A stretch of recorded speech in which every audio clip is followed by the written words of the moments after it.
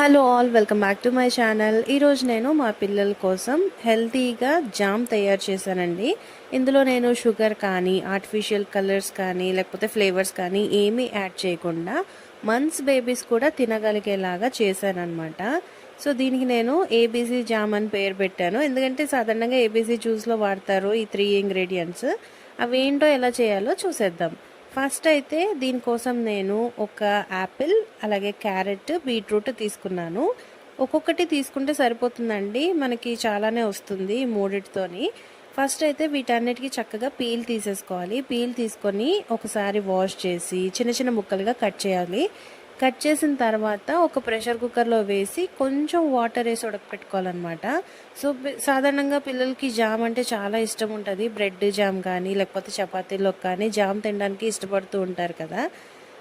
కానీ మనకి చూస్తూ చూస్తూ అంతంత షుగర్ పిల్లలకి పెట్టాలంటే మనసు ఒప్పదు. సో అలాంటప్పుడు ఇలా జామ్ ఇంట్లో చేసి ఫ్రిడ్జ్లో స్టోర్ చేసుకుంటే కనీసం ఒక నెల రోజుల దాకన్నా కూడా ఫ్రెష్గా ఉంటుందండి. సో మీరు కూడా ఖచ్చితంగా ట్రై చేయండి. ఒక 2-3 విజిల్స్ వచ్చేంత వరకు ఈ ముక్కలన్నీ ప్రెషర్ కుక్కర్లో వేసి ఉడకపెట్టుకోవాలి. తర్వాత ఆ ప్రెషర్ అంతా పోయిన తర్వాత మూత ఓపెన్ చేసి చల్లారనివ్వాలి.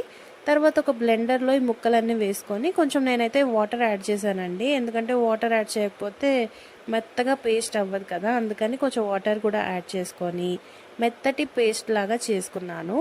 తర్వాత అదే కుక్కర్లో స్ట్రైనర్ పెట్టుకొని పల్ప్ మొత్తం స్ట్రైన్ చేసుకున్నాను అనమాట. అంటే ఏదన్నా చిన్న చిన్న ముక్కలు ఉంటే అవి రాకుండా ఉంటాయని. సో ఇప్పుడు దీన్ని స్టవ్ మీద పెట్టుకొని ఒక అరగంట దాకా నేను సిమ్లో పెట్టుకొని ఉడికించుకున్నాను. ఇందులో నెయ్యి కానీ ఆయిల్ కానీ ఏమీ వేయలేదండి.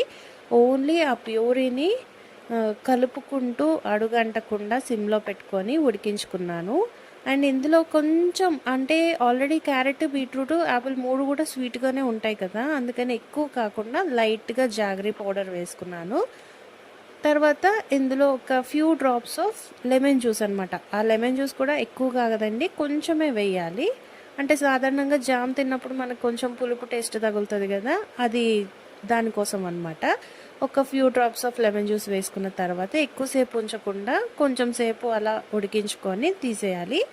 సో మనం దీన్ని చపాతీల మీద కానీ లేకపోతే బ్రెడ్ మీద కానీ వేయొచ్చు. సో బ్రెడ్ అంటే మళ్ళీ మనకి బాబోయ్ మైదా పిండి పెట్టాలా పిల్లలకి అనే బాధ వస్తుంది కదా, అందుకని నేనైతే చక్కగా చపాతీ చేసి దానిపైన ఈ జామ్ స్ప్రెడ్ చేసి మా నాన్నకి ఇచ్చాను. ఫైనల్లీ మా జడ్జ్ గారు అది టేస్ట్ చూసి చాలా బాగుంది మమ్మీ అని అన్నాడు అనమాట. సో పిల్లలు తిని మనం చేసిన దాన్ని మెచ్చుకుంటే ఎంత హ్యాపీగా అనిపిస్తుంది కదా. మా పిల్లలకైతే చాలా బాగా నచ్చింది. మా ప్రహాన్స్కి కూడా నేను టేస్ట్ చూపించాను, ఎందుకంటే ఇందులో షుగర్ కానీ ఏమీ వేయలేదు కాబట్టి. సో మీ పిల్లల కోసం కూడా ఖచ్చితంగా ట్రై చేసి చూడండి, మీకు కూడా ఖచ్చితంగా నచ్చుతుంది. Thank you so much for watching. Bye bye.